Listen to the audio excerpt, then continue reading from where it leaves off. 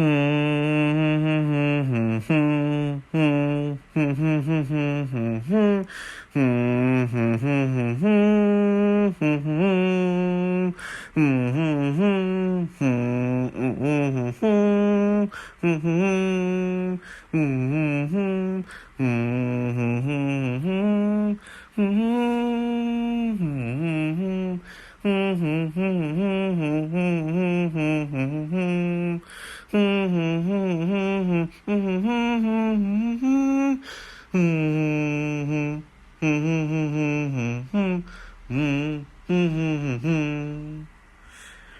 guys, this is Frozen Wish Stews here, and welcome back to another movie review. And today, the day has finally come where I get to do my movie review on the movie event of the year, Deadpool and Wolverine. Let's fucking go.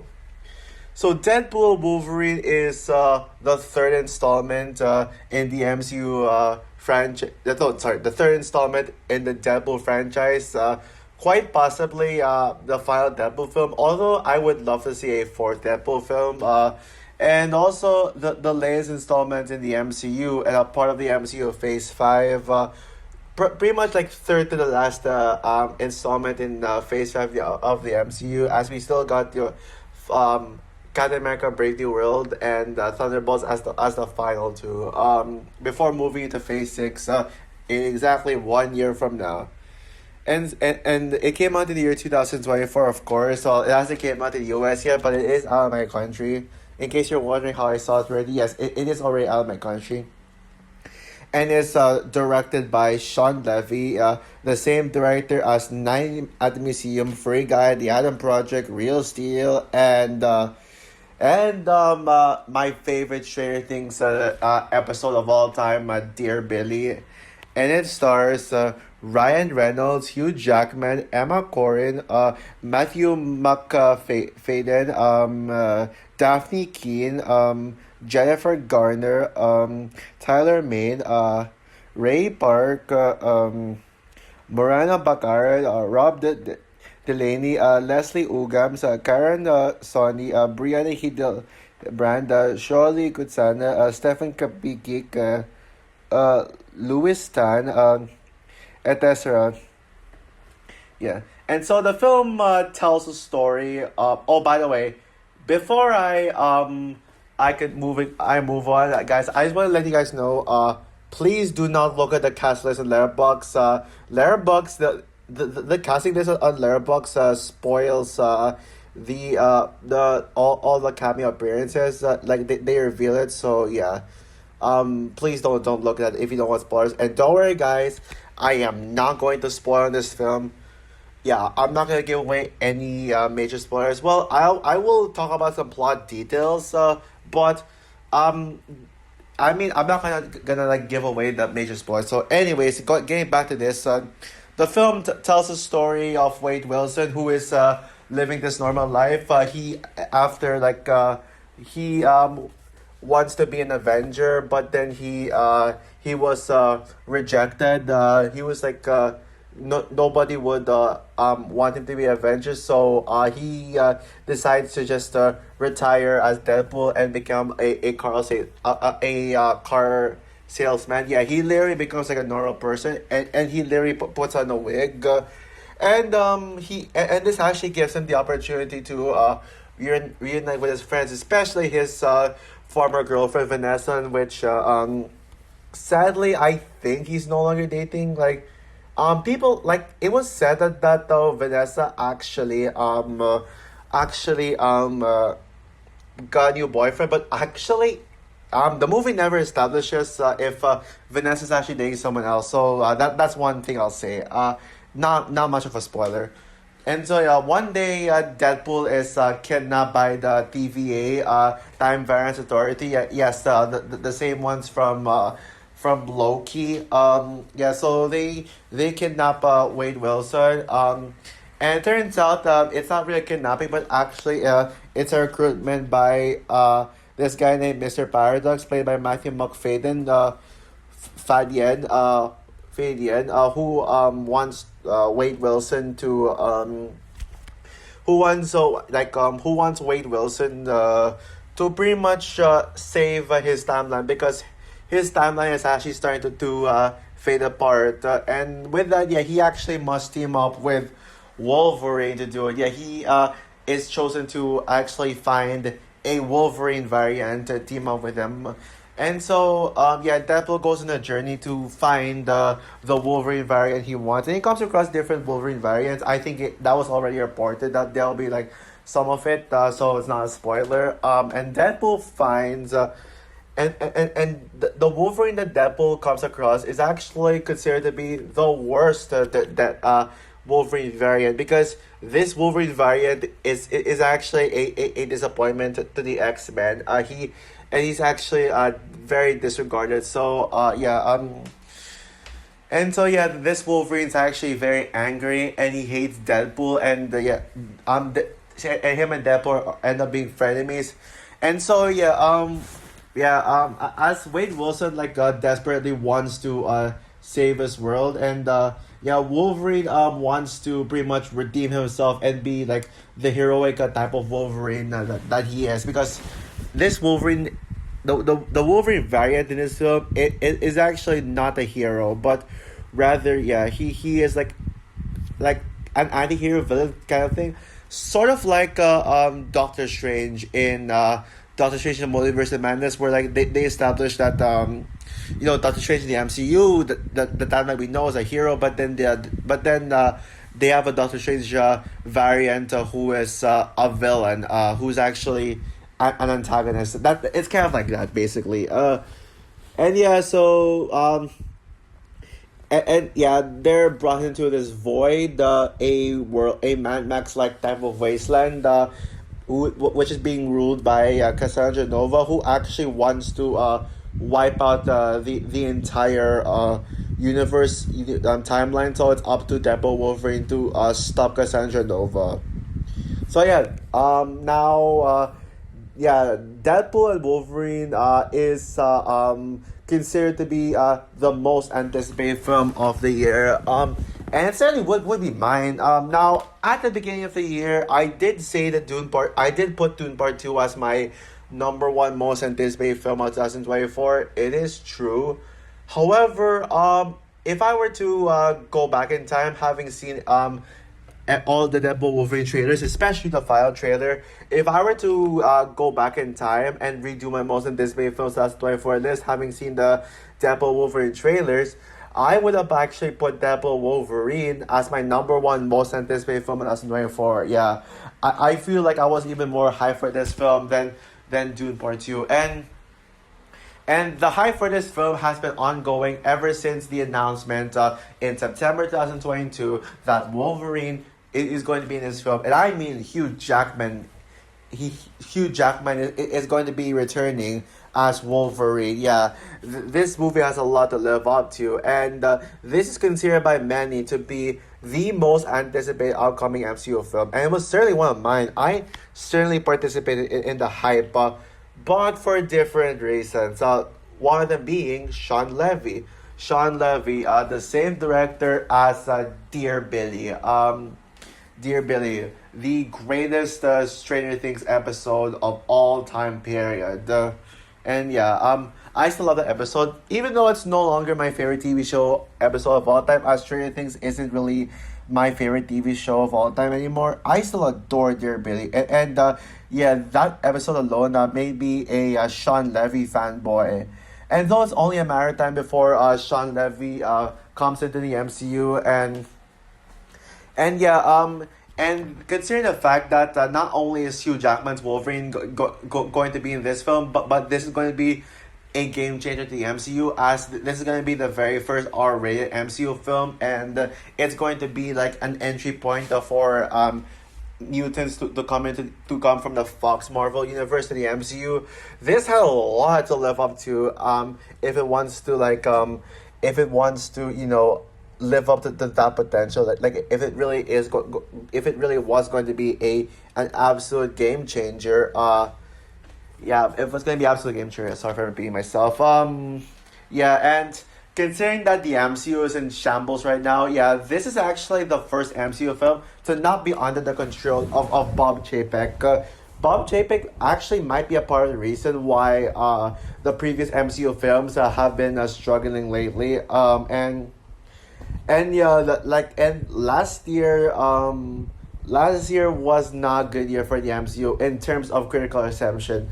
Sure, there's Guardians of the Galaxy Volume 3, which for sadly is considered to be the weakest Guardians of the Galaxy movie, the lowest rated one, even though I still think it's the best Guardians movie and one of the best MCU movies in general. Yeah, I love Guardians 3. But then you got Quantumania and the Marvels, which are considered to be the worst, which people say are the worst MCU films ever.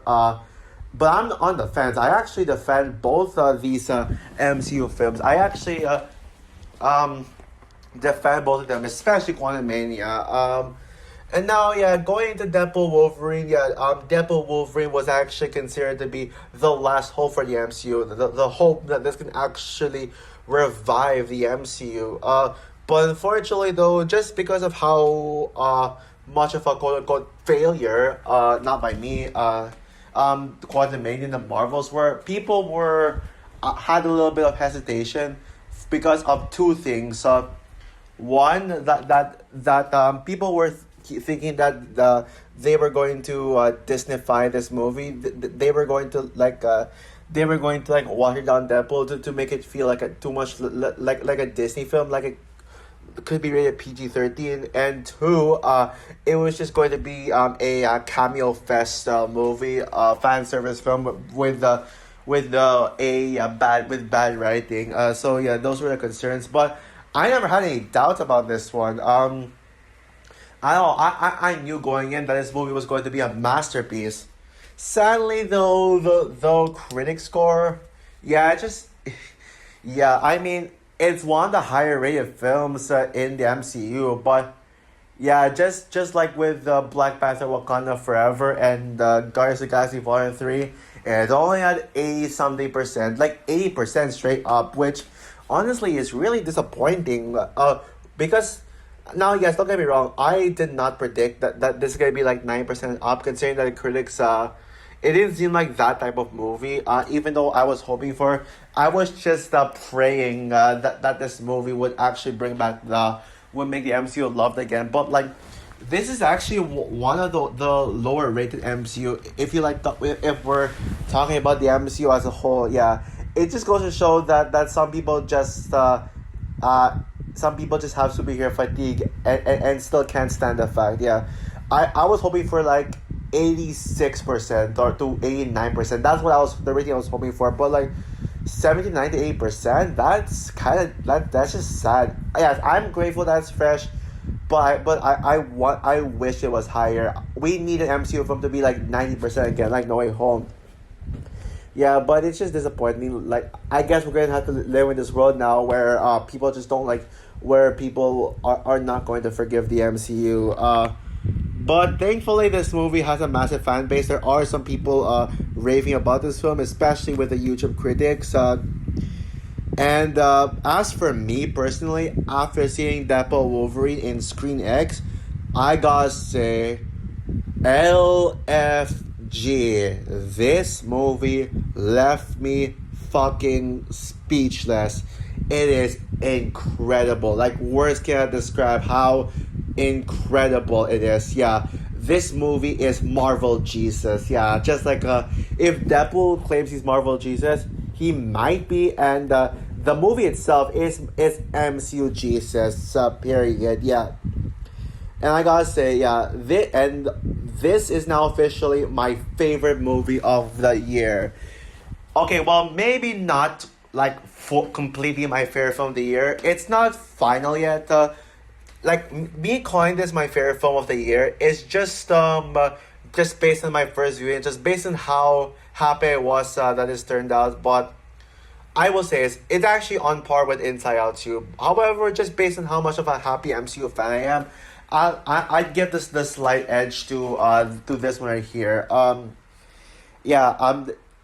giving a slight edge to this one, but I will say, Inside Out 2 is the better made film. It's like when it comes to quality wise, like maybe like as a critic myself, as a film critic myself, if I were to use my professional critic mindset, I think Inside Out 2 is still like on top. It's like it remains like the best made movie of the year on an objective level, and also the best written film of the year. Yeah, undeniably, I will say, while Deadpool Wolverine does have clever writing, which I will get to later, Inside Out 2 has had a better script. So that's what I will admit.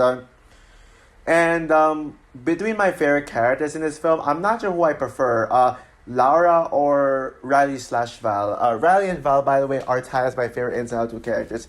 And yes, spoiler alert, Laura slash X23 is my favorite character in the film. I'll talk about her later. But yeah, yeah, right now Deadpool Wolverine is on top. But I will assure you on this.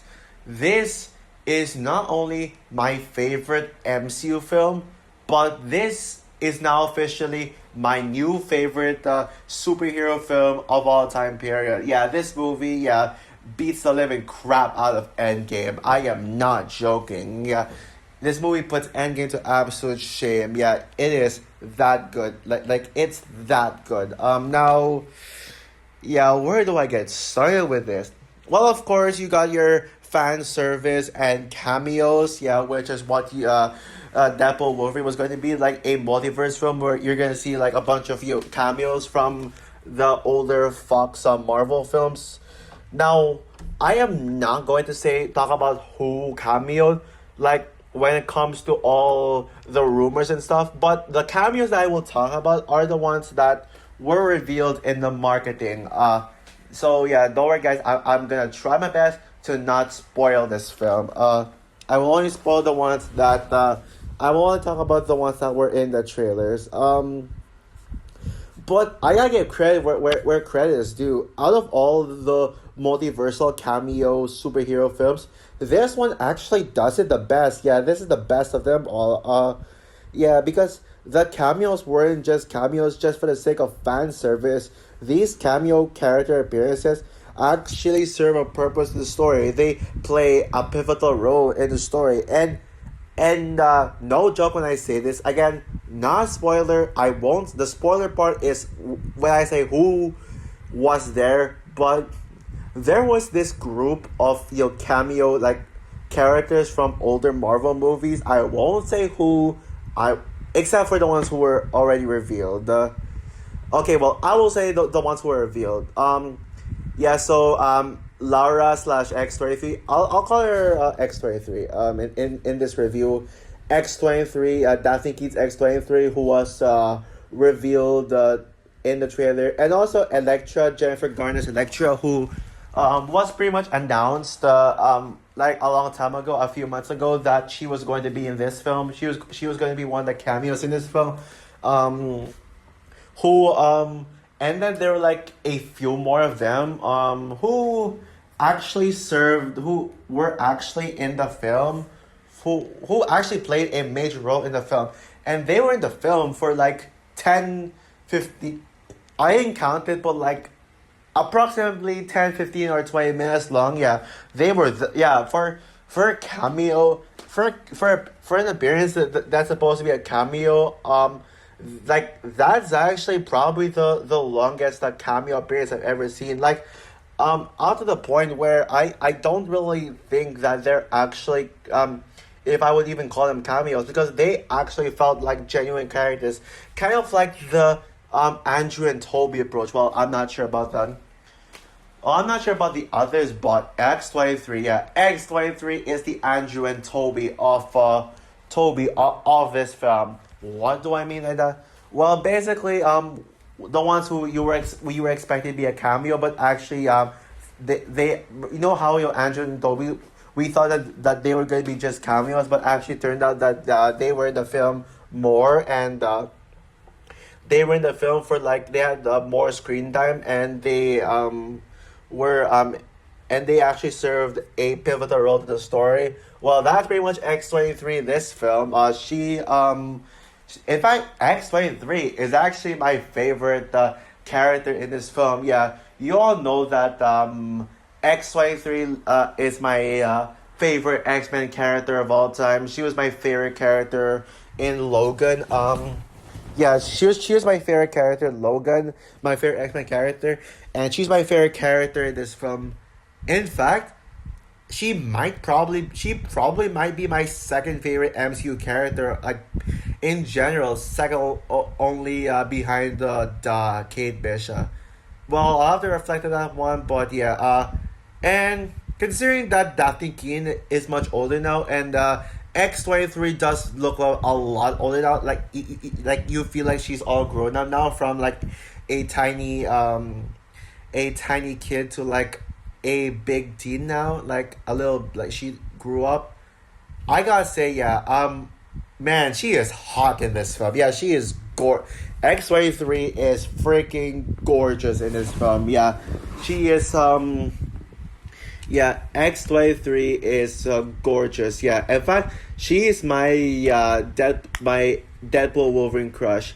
Now I'm not, of course. Well, I can't say I have a crush on her in Logan because I don't want to be a pedophile, but I think Lara, like X23 in this film, seems appropriate enough for someone to have a crush on. And I'm not alone. A lot of people on the internet were actually having a crush on her because she looks damn gorgeous, and she might be my crush of 2023. I'm not allowed to think about that. Maybe my crush of 2023. But it's between her and Devon and Tori. I'm from Cobra Kai. Oh, and by the way, I almost forgot before I forgot to mention, Cobra Kai season 6 is still my favorite piece of media of the year. I still think Cobra Kai season 6 is the best piece of media. Like better than I prefer Cobra Kai season 6 slightly more than this over this one. So yeah.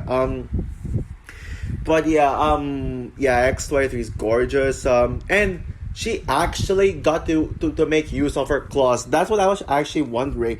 Will they actually make use of X23's abilities with her claws from her, not only her hands, from her feet? And yes, the fuck they did. Wow, yeah, she was actually a badass. And she actually wore those, sunglasses, yeah. Remember that sunglasses from Logan that Laura like took, yeah, and wore, yeah, stole, I should say. I'm not sure if I would say she stole it, but yeah, whatever. She actually wore that sunglasses. Yeah, believe it or not. Yeah. And yeah. And my personal favorite scene in the film was when Wolverine and X23 were sitting around this campfire. Yeah, it was in a promotional, so it's not really a spoiler. So basically, yeah, Wolverine and X23 were having this conversation in like in a campfire, and Laura at X23 was talking about how much she loves Logan, and she says that she can see that there's still good in this in the MCU in this movie's version of Wolverine, and then Wolverine's like, trust me, kid, I'm no hero, but X23 actually motivates Wolverine to pretty much see himself as a hero, to step up and become a hero that he is born to be. Yes, X23 is actually the reason why Wolverine redeems himself even more than Deadpool. Yeah, how amazing is that? But yeah, yeah, anyways, yeah, enough talk about the cameos. Anyways, let's get to some of the other stuff, like some of the more important aspects of the film.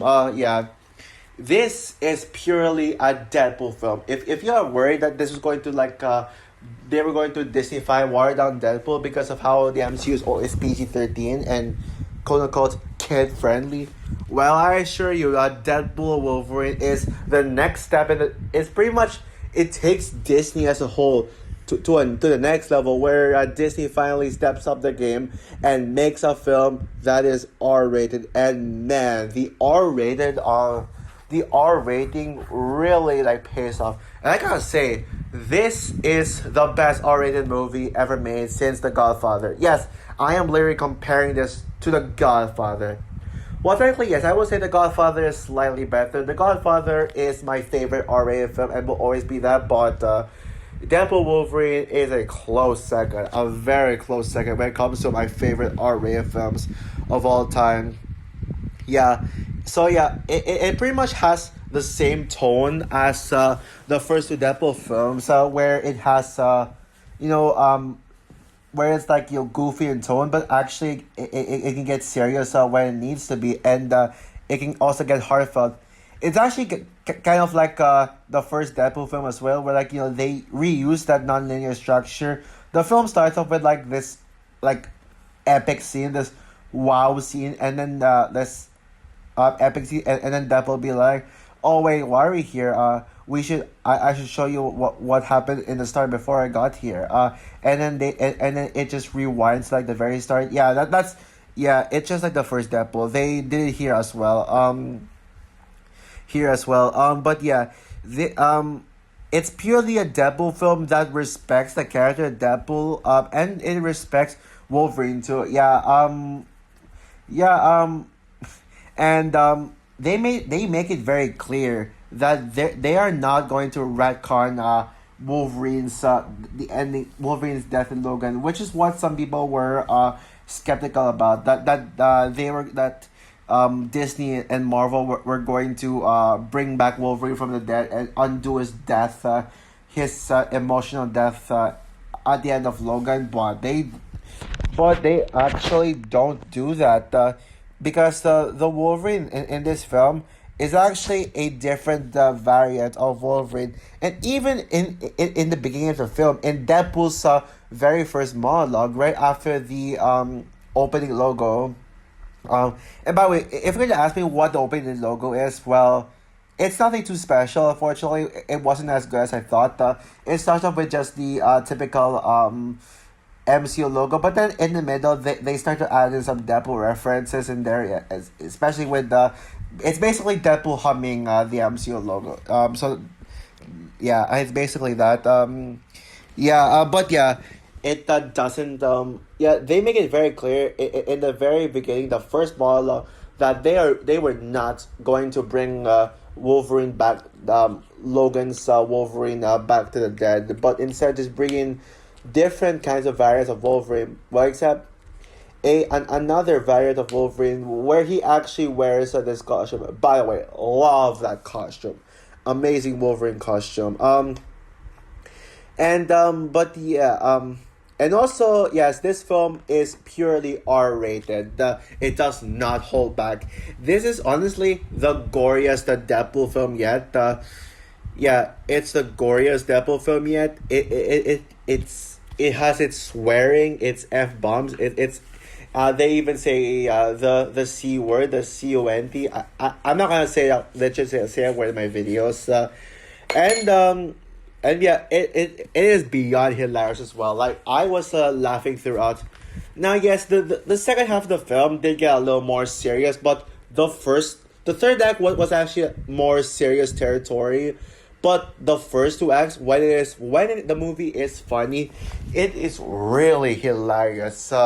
Like my favorite joke in the film, yeah, it's not really a spoiler. People know about this part, but was when after they revealed that Deadpool was going into the MCU, like wait, Deadpool, like he's still in his Wade Wilson outfit, by the way.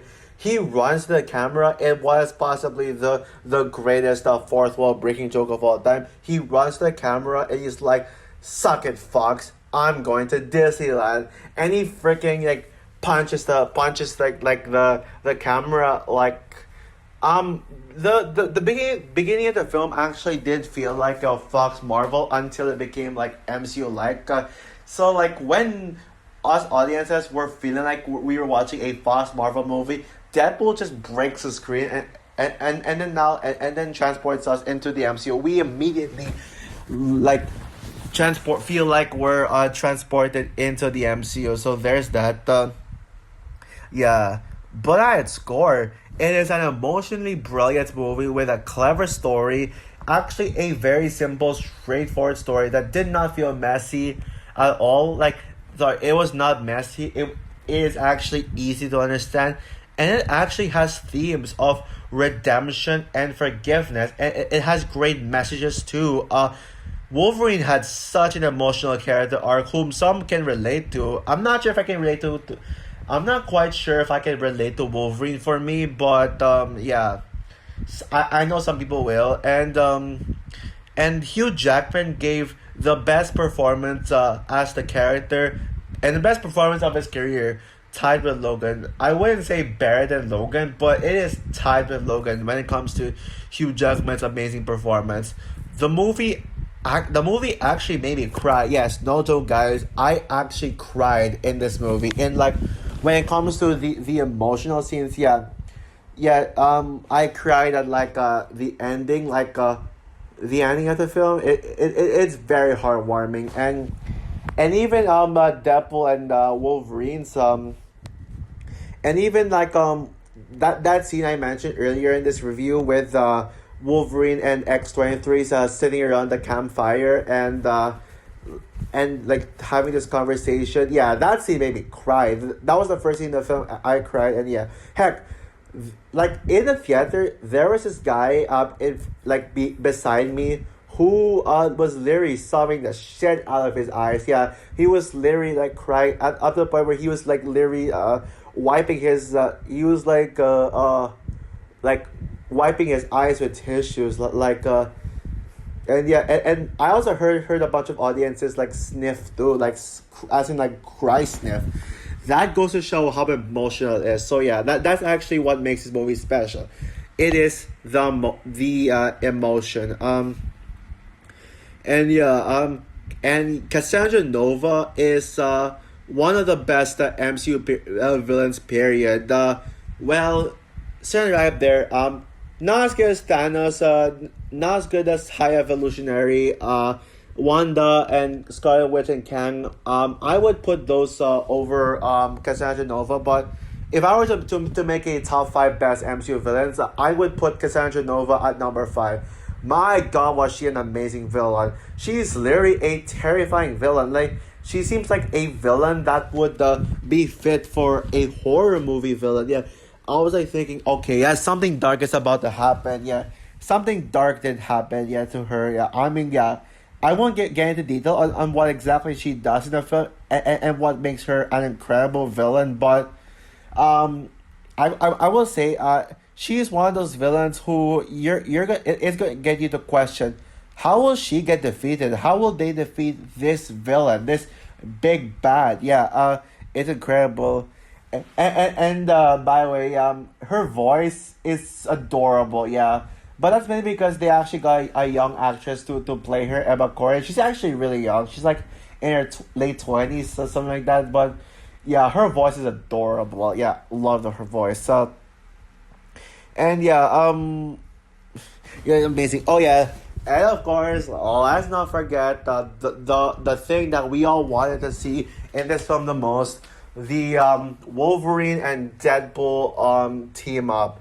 And I gotta say, they are maybe my favorite MCU duo. Yeah, they are the best MCU duo. They are just the perfect pair, and their chemistry is just perfect. Whether they team up or they fight, yeah, they are just amazing. Like just wow factor right there. And yeah, and Ryan Reynolds gives his best performance yet as Deadpool, especially when he takes out the mask. You can really feel the acting in him, like it just feels so genuine, yeah, and so heartfelt. And yeah, and by the way, yeah, this soundtrack, wow, what a soundtrack. Yeah, they literally use like a prayer by Madonna, like, you know, when you hold my knees, it's like a little prayer down on my knees. I want to take you there. Yep,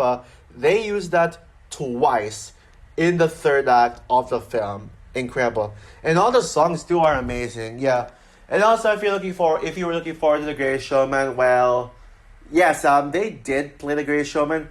However, they only play it for like 1 second. Yeah, it was basically in that scene when Wolverine and Deadpool had a fight in the car. And then they were like constantly smashing the radio and playing different songs. you can like hear like 1 second of whoa, yeah, and then yeah, until it gets smashed once again, and then they play "You're the One I Want." Yes, sorry if I was off key. Yeah, "You're the One I Want" from yeah. So sorry, I suck at saying that song. That song from Greece, which is my favorite song in Greece. Yeah, I'm a Greece fan. Yeah, they play "You're the One That I Want" from Greece, and it's amazing. Like, and yeah, pretty much the vast majority of that fight scene had the Greece song like playing in the background. Yeah, during the fight, like for the remainder of the fight. Yeah, this soundtrack is incredible. Yeah, I love this soundtrack. Score wise, maybe, I mean, I'm not sure if the score is memorable or not. I think it's a great score though. Like the main theme was called LFG, and it's a great score. But I would say Inside Out 2 by Andrea Datsman still had the best song of the film. No, I mean the best score of 2024, the best score of the year. So yeah, yep. And what else? Oh yeah, the Deadpool variant. Yeah, yeah, the Deadpool variant. I'm not gonna say much about them, but yeah, the Deadpool variant. I would say they are as hilarious as I expected. Yeah, yeah, Lady Deadpool. Yeah, of course you got Lady Deadpool just being Lady Deadpool. Yeah, she does look gorgeous, but she doesn't take off her mask, so I'm not sure if I would say I have a crush on her. But yeah, she looks adorable. She's still, yeah, she is my favorite Deadpool variant. And then you got the Dogpool, who is adorable. And yeah, Envy from Inside Out 2, you got some competition as the most adorable character on 2024. Yeah, Dogpool is the best dog character I've seen in any film. He is adorable. Yeah, beyond adorable. And yeah, these Deadpool variants were also like cracking like hilarious jokes. So like it got me laughing. And yeah, and without giving away spoilers about them, I will say they remind me of the Spider Society from Across the Spider-Verse. Yes, in some ways, this movie gave me Across the Spider-Verse vibes in some ways. So yeah, and yeah. So overall, Deadpool and Wolverine is pretty much a masterpiece. It is perfect, and yeah, I wouldn't say it surpassed my expectations because, I mean, I was like 50-50 on it. I suspected that was going to be my favorite film of the year, my favorite MCU film, but I actually did watch this movie with open mind to see if it really would have topped Inside Out 2 as my favorite film of the year or not. And as of now, it actually did. However, I am still going to reevaluate at the end of the year to see which is really my favorite film of the year. Will this will this really be my favorite film of the year at the end of the year? Will I make my top 10 favorite movies 2024 list? Or will that go to another film? Let's see about that. But yeah, I can assure you, this will be hot. This is right up there. Yeah, and yeah. Also, I think that the audience score is gonna be high, like over 90%. I highly predict that, and I highly guarantee. Heck, it could probably be like 95% or higher. Maybe it could be the highest rated MCU film from the audience score. Oh wait, Shang-Chi had a 98%, so Shang-Chi and No Way Home had 98%, so I don't know if it's gonna reach that level. But now my only downside to this film, the only downside I had is just the fact that the theater experience was not the best. Sure, I mean it was a good theatrical experience, especially with the audience. Like me telling that the audiences were loving it when they were like enjoying themselves and crying and snubbing and sniffing. But yeah, the theater didn't have like the smell of the theater was like very off putting. Like wasn't a fan of the smell, and also the ScreenX format. Yeah, this was the first movie I ever saw in ScreenX. I watched this movie in ScreenX. And unfortunately, I was not a fan of ScreenX. Sure, I mean, I liked the idea of like three projectors, one in the front and two at the sides, or like, so we can have this like 270 degree screens. Like you can have like screens. The movie can feel like it's all around you, but they don't use that effect a lot. Yeah, they. I actually explained about my problem with ScreenX in my vlog of the film. And by the way, check out my vlog, my Deadpool Wolverine movie vlog, me vlogging when I went to go see the film. So yeah, anyways, yeah, that's my only downside. But movie wise, yeah. Anyways, yeah, I'm seeing this movie two more times. I'm seeing this film again on Saturday with my cousins, my whole family. And then I'm seeing it again for the third time sometime in August. Yeah, anytime in August. So yeah. So with that said, I'm going to give the Deadpool Wolverine a 6 out of 5. Yep, 6 out of 5 it is. So yeah, so also for my review of Deadpool Wolverine, I know you guys haven't really seen this film yet, but yeah, what are your expectations for Deadpool Wolverine? Did my review get you more hype for the film? Or do you have some skepticism about it? Comment down below, like, subscribe, hit the notification bell, and stay tuned for my ranking of all X-Men films. Yeah, which will not include Deadpool Wolverine. I will only rank the films that were actually a part of Fox Marvel. So yeah, bye guys.